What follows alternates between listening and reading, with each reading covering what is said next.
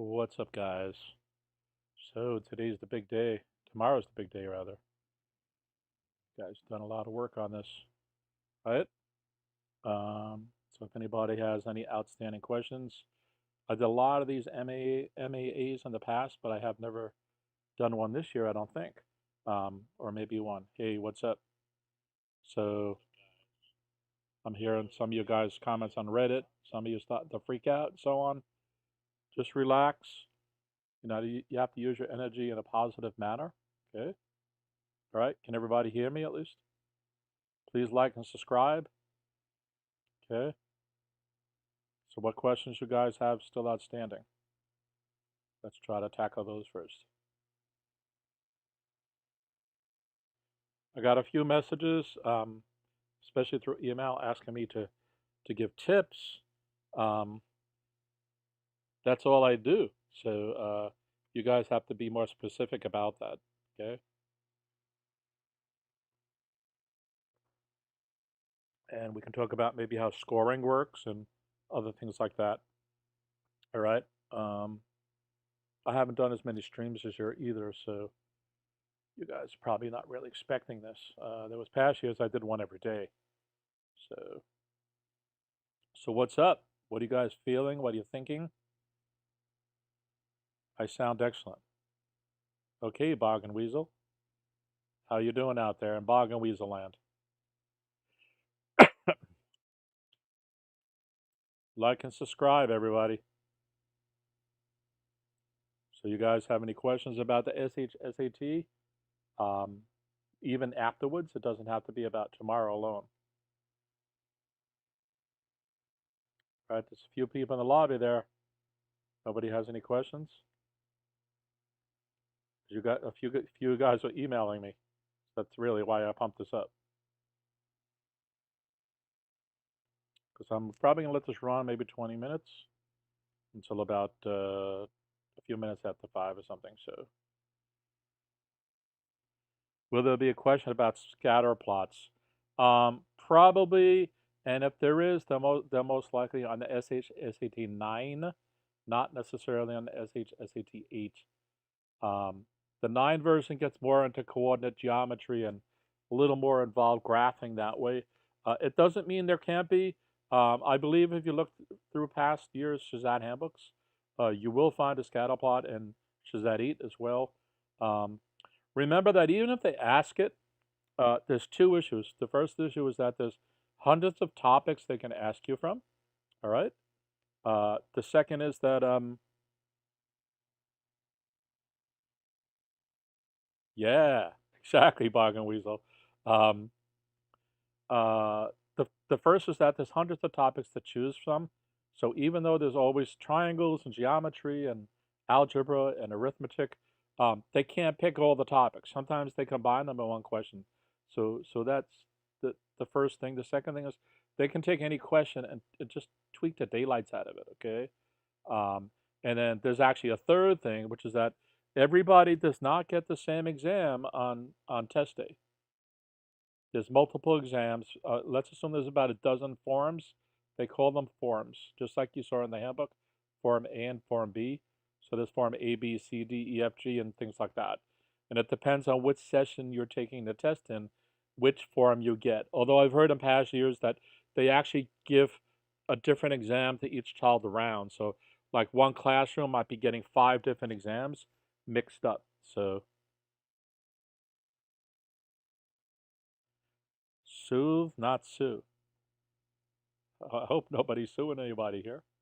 All right, so there will be questions about scatter plots, but if there's one, there's not going to necessarily be 2. So basically, you're going to have from 0 to 2 scatter plot questions. And remember, sometimes because of the twist they put onto it, that the question may not actually appear to be a scatter plot until you think about it deeper, especially on the SHSAT 8. The SHSAT general avoids terminology, and it also avoids using even words like functions. It's more involved in concepts. So sometimes it actually doesn't call things what they are mathematically. The closest it comes to that often is like supplementary angles and complementary angles. And on the ELA section, they'll mention main idea and so on. But on the math section, they pretty much purposely avoid nomenclature and stuff like that. And they're really tapping into can you solve problems. So the short answer is yeah, there can be scatter plots. The long answer is everything I kind of just said. All right. Who else has a question? I'll just hang out here. And just remember, let's see. Let me put a few links up here. That might be a good idea. Give me 1 second. So I have a link about what to bring with you on test day. So let me pop that out there. Because some kids don't realize it. Realize this list is from really pre-COVID, so it may not be 100% applicable to modern day things you should bring with you. Because you used to go to a different school, and the kids doing this on the weekend are going to have to do this. But if you're going to regular middle school, you kind of really don't need your ID and all that kind of stuff like that. But if you're taking it on a Saturday and Sunday, you probably will. So I'm going to pop out a link. Where'd it go? A link about what to bring with you tomorrow. We often get into these kind of meandering conversations about like, am I allowed to bring a snack? Am I allowed to bring water? You pretty much can eat during the test, but certain proctors allow you to do certain things. Like you might be able to bring gum, and if you unopen it and leave the gum on top of your table, you might be able to pull off doing gum.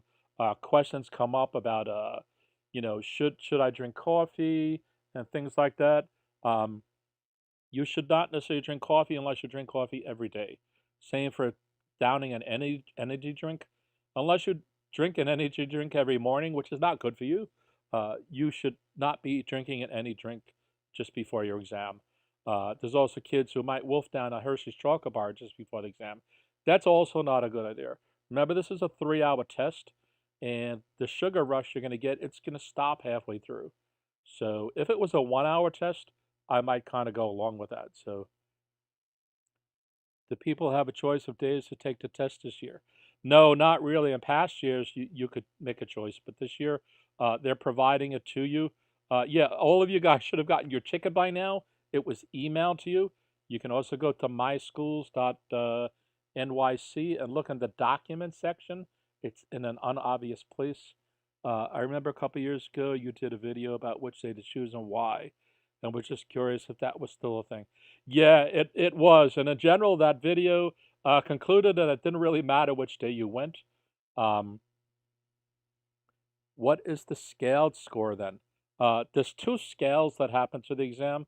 Let me answer Angel first.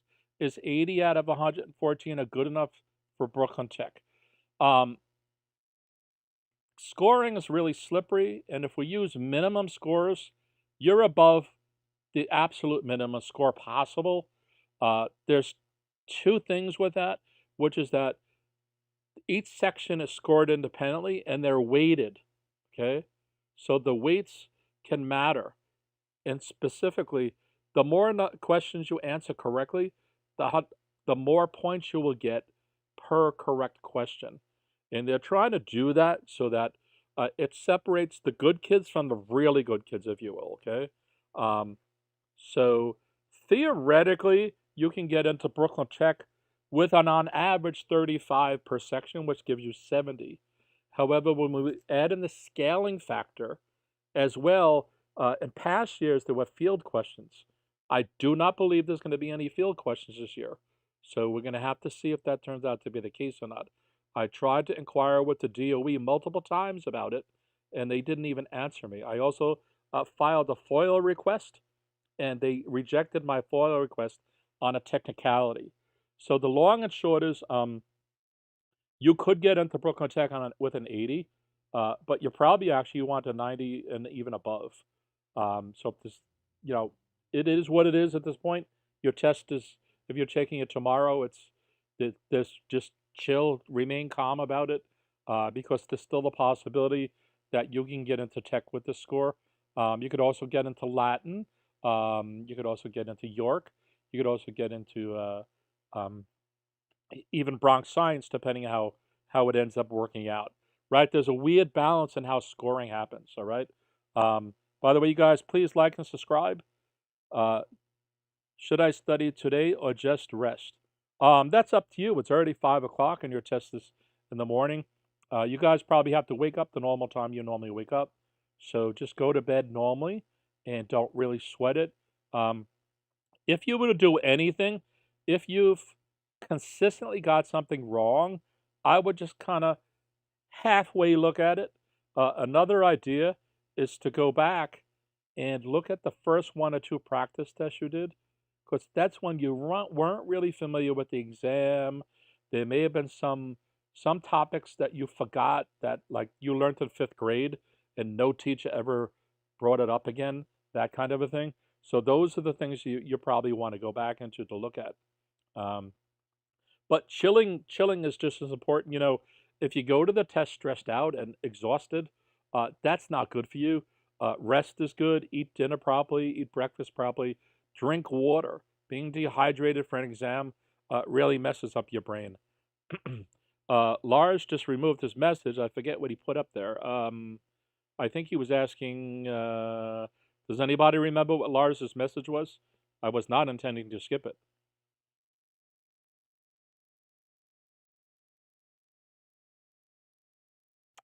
His message was about scoring. Anybody remember what he just posted?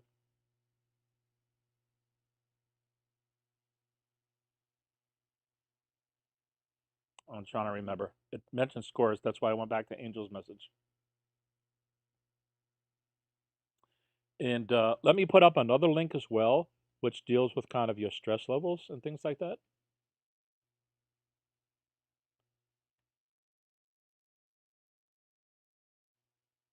So tomorrow, you guys want to be a boss, okay? You studied for months. Some of you studied for years.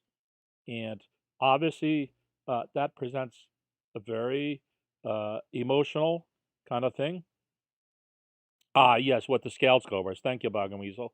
So let me answer that before I get into the what I was just about to say then. So hopefully he's out there. He was asking about the scaled scores. So each section, there's the math and the ELA, is about 400 point each. They also changed the wording on that too, to just say it's like 350 and above. So a couple of things happen about that. Oh, okay, I answered that part. But I thought you were also talking more generally as well. So I'll just mention that because I was half talking about that in the response to you. So basically, the points per question. Well, I'll answer it anyway because I often get asked that. The points per question is based on an upside down bell curve. So basically, what happens is, like for the first 10 questions you ask, they're worth about 10 points each. And then for about the next 30 questions, which means you're really up to about question number 40 now, they're only worth about 4 points each. And then from that point on, they start getting worth more again. All right.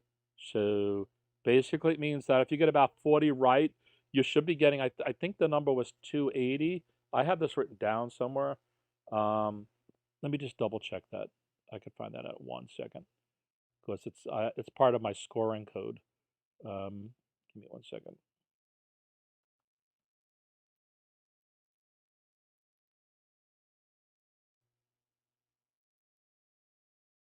And this is on average. Yes.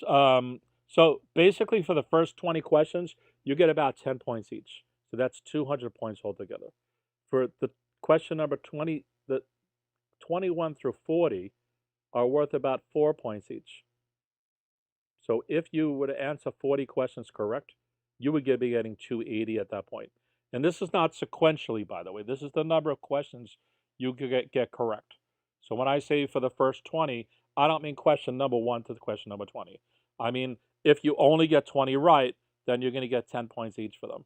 If you get 21 points right, then the 21st one ends up being worth 4 points. Okay, not the 21st question, the 21st question you get right. Okay, And then what happens is once you reach about 40 or 41, it starts going up exponentially. So like on 41, you might get 5. On 42, you might get 7. On 43, you might get 9 or 10 points. And then it can basically go up to 20 points. So basically, the better you do in a section, the more points you're going to start getting towards the end as you get closer and closer to getting all 57 questions correct. Okay? Or in the case of field questions, because you don't know which they are, but it'll be 47 questions. Then what they do is so that's the one curve that gets applied to it. There's a second curve, which is that because I said earlier there were different forms of the exam on test day, they're supposed to be equal to each other, but we know that two tests, even if you change the number of the questions in a different order, it's a different test, and therefore they are not equal anymore. It's just a fact. Even a regular person, if you took a test in the morning and theoretically a second copy of yourself took it later in the afternoon, you would probably get two different scores. So there's a little delta, there's a little tolerance that happens there. So when the different forms actually, they're not just rearranged, they're actually different questions on them. And maybe some overlaps, but some are absolutely different. So what they need to do is statistically normalize the test across all the different forms. So that's another question I keep getting, like, what if I get a hard test and somebody else got an easy test? Well, the kid with the easy test is going to get less points per question than the kid with a hard test. So what they try to do is bring them both into equilibrium, so that all the scores make statistical sense. So then theoretically, it's not supposed to matter if you got an easy test or a hard test, or whether you took it in the morning, in the afternoon, or whether you took it on Saturday or Sunday, or whether you took it in your school. So it's a kind of a complicated whole process. And the eventual gotcha with it all is that the DOE does not release the algorithm. So we never find out exactly about the algorithm. We're never told which are field questions. We're never told the field questions are decided before the test or after the test, right? And things like that. And then, of course, there's the whole can of worms with the the cutoff scores, right? I don't know if you guys know that cutoff scores are decided after everybody gets their seats. After you get your office, that's when cutoff scores are decided. They're not decided before the test happens.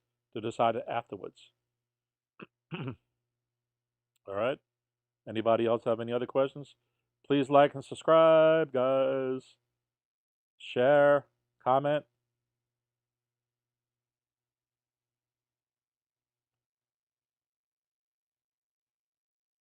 What are some of your biggest concerns for tomorrow? Or if you're taking it on the weekend? No problem. Thank you as well. I enjoy it, and it's rewarding to help you guys. Um, I receive a lot of emails from you guys, so I appreciate that as well. And obviously, I help you guys on Reddit as well. That's turned out the past year and a half. That's turned out to be a large SHSAT forum, so that's a great place to ask you questions and so on. Um, and remember, this test, it doesn't define who you are. It's just one exam in the chapter of your life. And the way I look at that, the whole situation, there's really no way to lose here. You need to know this material on this exam, whether you go to a specialized high school or a zoned high school or just a screened high school. And by the way, guys, there may be no zoned high schools anymore. That seems to be a controversy that's being negotiated out with the mayor right now. They actually published an admissions guide a couple of weeks ago, and it slipped into it that they were removing zoned schools. And it turns out New York state law requires that a student should be able to go to their zone school. So it looks like the mayor's trying to back off of that as well. What's the best way to contact you if you have a child that needs tutoring? GregsTutoringNYC at gmail.com. Here I can throw that at the bottom. That's a good idea. I used to have it scrolling along the bottom, so let's do this. Um,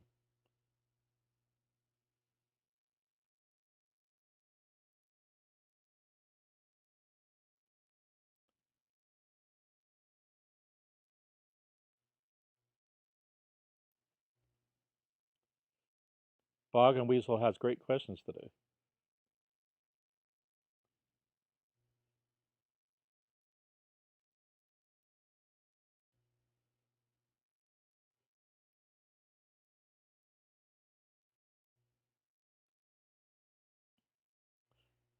Contact, I spelled that wrong.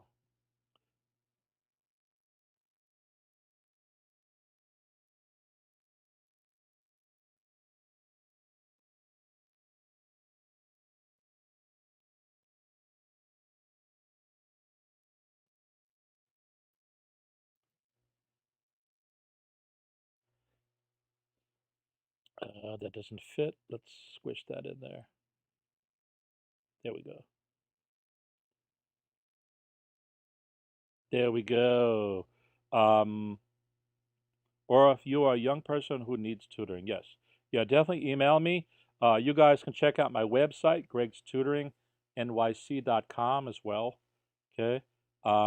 Is it possible to get a 92 over 114 and get into Bronx Science?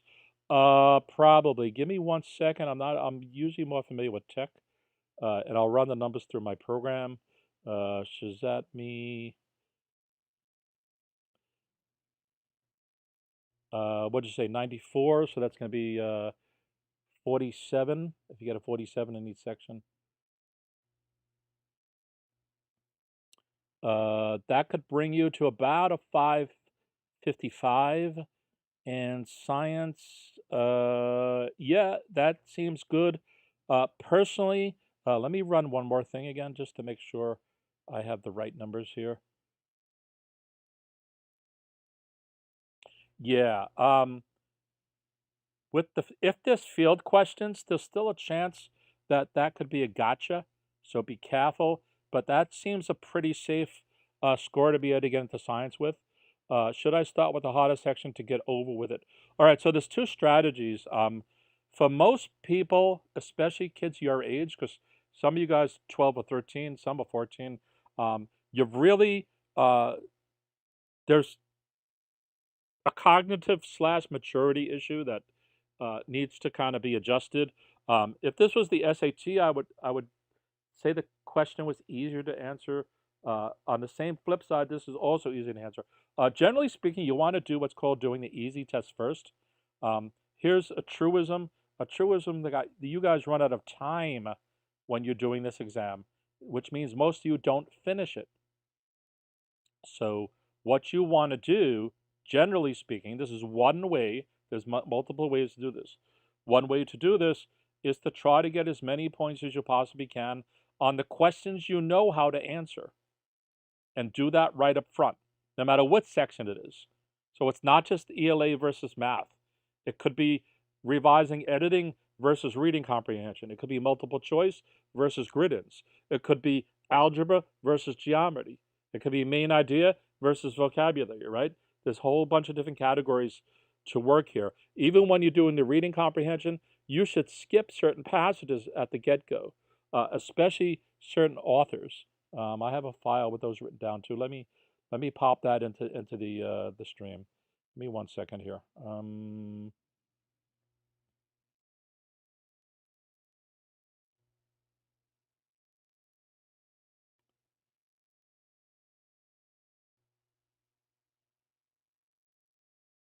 Let's see if it lets me do this. Yeah, that fits. So a lot of you guys had trouble with Robert Frost, Oscar Wilde, Ralph Waldo Emerson, Edgar Allan Poe, Mark Twain, Walt Whitman, Charles Dickens, Abraham Lincoln. A lot of you have problems with poems, with scientific passages, and with newspaper passages. So on your first go through, one strategy is to skip all those authors and then eventually come back to the parts that you traditionally have hard. But there's also the reverse strategy. I had a kid last year who told me, Greg, this was a private student. He said, I want to get the hard stuff over with. And I said, well, we have to experiment. We have to test it. So we tested it like 3 times, and it turned out that that strategy worked for him. And he ended up getting in Bronx Science, and that's what he did on test day. So it's up to each person. That's why it needs to be tailored. The key is to experiment with it. And if you're only deciding this today, you don't have enough time to experiment. if it turns out your test is tomorrow. So it can be a hard kind of thing to do. All right, let's see. Is it possible to get a Bargain Weasel says, if you're not teaching English, but you probably should spell contact correctly. Yeah, I adjusted that. Is that spelled correctly now? Yeah, okay. I do have dyslexia, so I have a valid excuse. Can you use a mechanical number 2 pencil on a test? This is something I've asked the DOE almost every year for the past 4 years, and they never have answered me. So I believe the answer is yes. I am not totally sure. Okay? Whatever, if you have wooden pencils, I believe they will provide the wooden pencils to you if you don't have them. And maybe you have to return them. I'm not exactly sure how that works. But I never really heard of anybody complaining about having used a mechanical number 2, or if you happen to have forgotten your pencils. Nobody ever said I was stuck and I had to go home because I couldn't do the test. All right. I would also suggest, instead of a pink eraser, that you use a white polymer eraser, normally from Staedtler or from Elmer's, those kind of things. Not a super cheap one, a good quality white polymer eraser. It cleans better, especially if there's little spots on your bubble sheet. You can almost use the white eraser and go over the whole thing, and it actually cleans it up without screwing up your bubbles. All right. So Angel, I'm not 100% sure of the answer. I think it's okay, but I would also bring wooden pencils with me as well. All right. Videos for 9th SHSAT and math section soon. I have tons of videos on the 9th SHSAT. I just don't have it for this year's test. Hang on one second. I will post the link where I have a whole ton of SHSAT 9 material. It's using past year's handbooks, but that should be fine. Give me one second.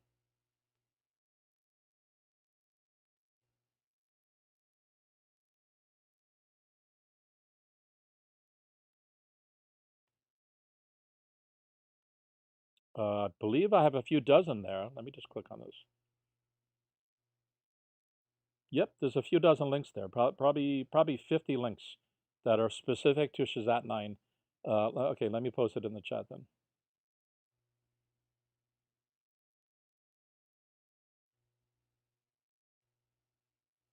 So if you go to GregsTutoringNYC.com/SHSAT-9, let's see, where are we? Is the 8th grade English section the same difficulty as the 9th grade English section? All right, so that's a great question. I also do not know the answer to that. I have tried to contact many people over the years from the DOE, and they will not tell me the answer. I've also heard information from people like me who should know the answer. Some say it's the exact same ELA, and some say it's different. So I don't know who to believe. And I can't ask my students because they don't know either. And often kids come out of the exam where it's just a blur. They forget what the passages were. They forget what the questions were. So I kind of really don't even ask anymore. It's just you come out of the test very wiped out. And I could never really determine whether the both grades got the same passage or not. Remember, too, that even if you get the same passage, the questions might be different. All right, so there's that as well. Generally speaking, the SHSAT 9 math is definitely harder than SHSAT 8, includes additional topics. So would I do any more? Yeah, I'm expecting to. I got so delayed this year that I normally probably would have done 50 videos already. I think I did about 5. So I'm still intending to do the handbook because some of you guys are doing the test until what, the 15th or something like that, or the 12th or whatever. So there's still another 2 weeks of tests here. And even though the majority of you are taking it tomorrow, the other 45% or something is going to be taking it over the next 2 weeks. So my intention is to finish the math section, also do the SHSAT 9 section of the handbook. But like with the link I just gave, go into that SHSAT-9 link, and I have past handbooks Where have I answered SHSAT 9 questions from? As well as a whole ton of other 9 related questions, all right? Greg, this is one of those reasons we love you. You are so honest about what you don't know and answers you don't have that it makes it easy to believe when you tell us the answers you do have. Yay! That requires thumbs up. That requires email and Google for me. You know, it's weird though on that note that the Department of Education can be so elusive and dishonest and not transparent over all these years, because a lot of these questions should have answers to them. And the interesting thing is, it's not even that I'm ignorant of the issue. I've contacted them every year with some of the same questions, and they normally don't even answer me. And then when they finally answer me, they give me nonsense like, "We know who you are, and we want you to just look at the handbook." And it's like, I'm not asking a question that you put in the handbook. So why don't you put it in the handbook so I can read it? So it's really silly politics and policies and things like that. Hopefully, our new mayor is going to resolve a lot of that. I'm not really sure. I'm not really keen on who the new chancellor seems like they're going to be. He still hasn't announced it, but the person who seems to be at the forefront is currently in charge of about 6 or 7 failing schools. So that does not give me much encouragement. Although de Blasio has done a bad job here in terms of school systems. So big mess, big mess. Anybody else have any questions? Let's see. I was going to talk about uh, your emotions for tomorrow. So again, you guys are only 12 and 13. You've studied, some of you just amazingly, even if you started in August. You know, this is Herculean task. There's no way you can't be proud of yourselves, guys, all right? It's really an amazing feat that a lot of you done. I'm talking to some of you guys for 6 months through email or on Reddit or things like that. It's just absolutely amazing. It makes me emotional, the amount of work that some of you guys put into this goal. We're often told that this is parents forcing things upon their children. And I would say in 50% of your cases, your parents are not supporting really what you're doing. This is something you guys visualize as young adults or whatever. That's a benefit to you guys. You're loving learning. You have a passion for these things. So that's the cap you want to wear when you go into the test tomorrow. That there is no way to lose under this situation. Um, and even if you don't end up getting a specialized high school, um, you're so much better off than not having done this, right? And you set goals. Imagine setting goals at this age. That's just it's really encouraging, um, and it's setting you up to have good study skills and organization skills and all these kind of things like that. Remember, if you get into a specialized high school, it doesn't define the whole rest of your life. It's nice, it's fun, you're going to be with peers like you and so on, but there's still 500 other high schools in New York City that you can choose. Some are horrible and some are good, right? So there's still a variety of choices here for you that you guys can choose. Um, and remember, going to the best school is not always the best choice for somebody. It has to be bi-directional. You have to be the best choice for the school, and the choice has to be the best. The school has to be the best choice for you, both ways. If it's only one way, it's not going to be natural. Okay. All right, Miss Bargain Weasel. Thanks for coming in. See you on the other side. Yeah. All right. So does anybody have any other questions? Because I said I was going to go for about 20 minutes, and that was 10 minutes ago. Um, what else do you guys concerned about for tomorrow? And the scores will probably come around March. There seems to be word on the street that the normal high school, the regular high school applications are being postponed until January for a bunch of political reasons, including that the chancellor resigned today, that she's leaving soon, and a whole bunch of other things like that. Plus, the new mayor was probably going to replace the chancellor anyway. In fact, he said he was going to. So there's issues like that. So, um, this is going to be a long, drawn-out process. But traditionally, the specialized high school scores get reported in a couple of months. So it's probably thinking about March, let's say. They haven't announced when this year. Normally, the SHSAT is administered. It's already been over with. So with that delay, I don't know if they're going to shift everything off into another thing or go back to the original reporting schedule and things like that at this point. But it's going to be a couple of months until you find out what your score is. Only the Scantron. They will collect your test booklet. You are not allowed to keep that with you. But the only thing that is graded is the Scantron. So don't worry about erasing your test booklet.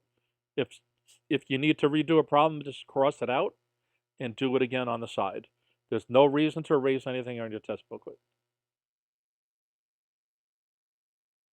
And when you're writing the test booklet, write lightly. Don't write hard, deep.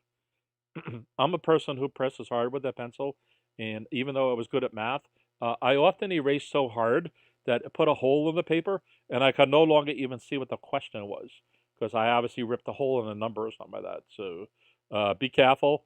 And by the way, consider strategies to do your bubble sheet. You can do it one question at a time. You could also do it on a left and right page facing each other. You do all the left page, you do all the right page. Before you turn the page, bubble in all those questions. Okay? With the ELA, you can do it a passage at a time.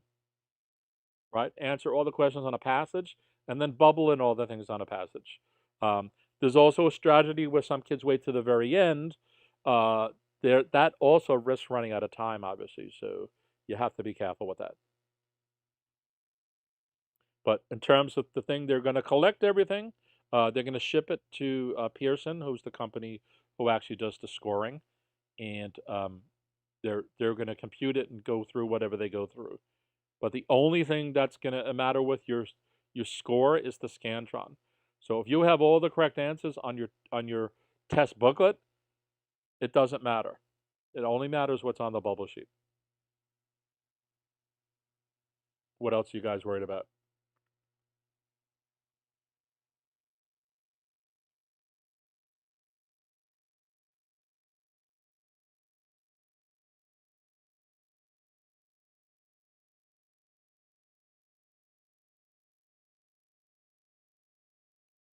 Anybody? All right. Well, my email is at the bottom, GregsTutoringNYC@gmail.com. If anybody has any other follow-up questions. And of course, if you need tutoring, I'm your guy. Okay, I've been tutoring for a few decades and a variety of tests, not just the SHSAT. So if some of you guys are going to consider private schools where you need to do the ISEE or the SSAT, those are two popular ones there.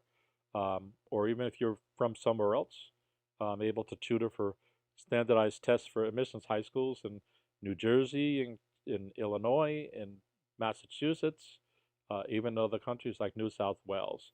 Any suggestions on which section to start with? I talked about that earlier, so you may want to catch it on the replay. But it basically depends on you.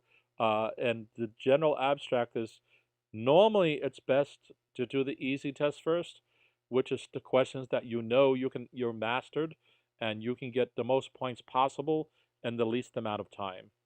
So if you're better on math or better in the multiple choice, start with that.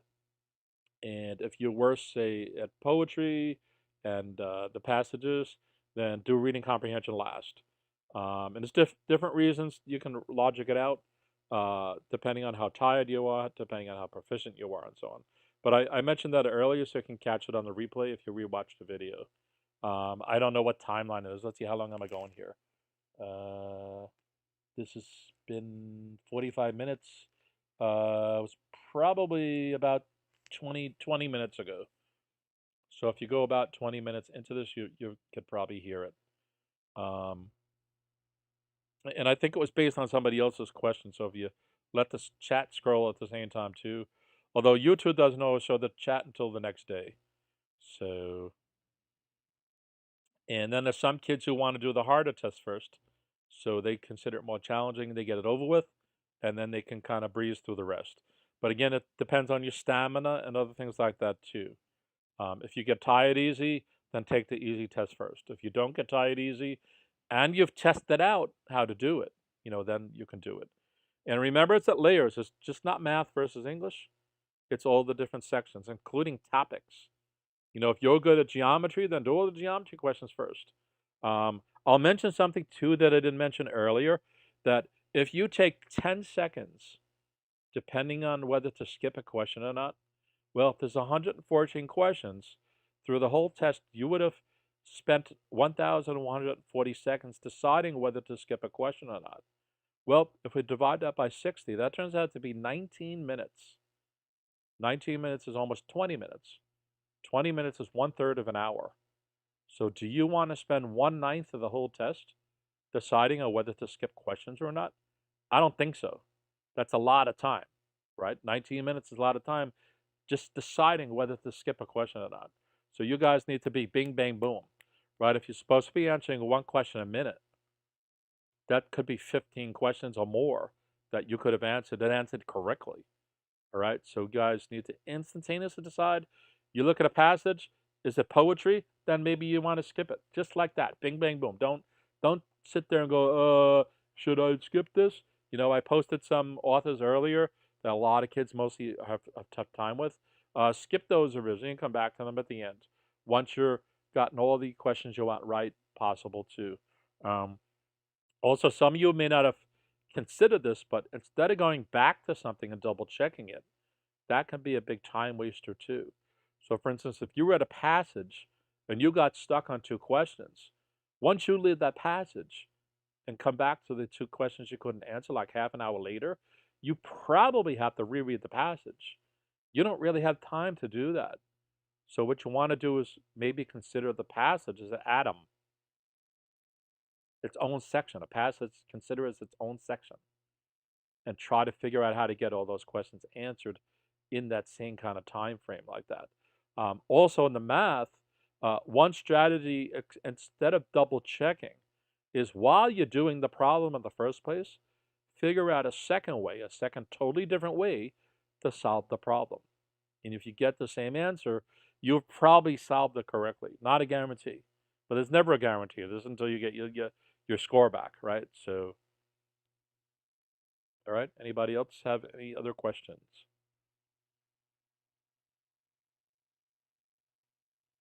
And remember, you guys worked hard to this goal. What you want to do tomorrow is not be freaking out. Use your adrenaline in a positive manner. Make it give you energy and excitement, right? You don't want anxiety and nervousness. You want to morph that and use that to your advantage, that your body is telling you something and you're going to get pumped up from that and use that in a positive, productive way, right? And remember, if you got like 3 hard questions in a row, just sit back for a second and take a breath. Remember, reset yourself on every single question as you're doing the exam. Every passage, every section, every question, and just pace it through, okay? And probably a kind of overall tip is try to go to the bathroom as soon as you get to the school. That way, you might be able to get to 3 hours without having to go into the bathroom again. And if you have to go, you're probably going to go maybe in the middle or something, right? Their goal is going to try to get you into the room you're assigned to. Your goal should just be like, no, I have to go to the bathroom first. So as soon as you get to go to the bathroom, you're content and you can just sit there and enjoy the test. What you don't want to happen is if you're getting close to the time running out, maybe like there's 20 minutes left, you don't want to be debating yourself whether to run to the bathroom because you're doing the pee-pee dance versus trying to answer the remaining questions you didn't answer. So if you go to the bathroom beforehand, you might be able to avoid that whole scenario. All right? What else? What other questions you guys got? Please like and subscribe.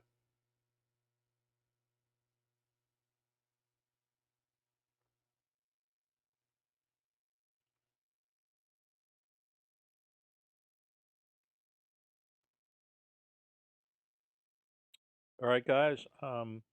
Wish you guys well. Not, I don't, good luck, but also good skill. You guys have worked towards this.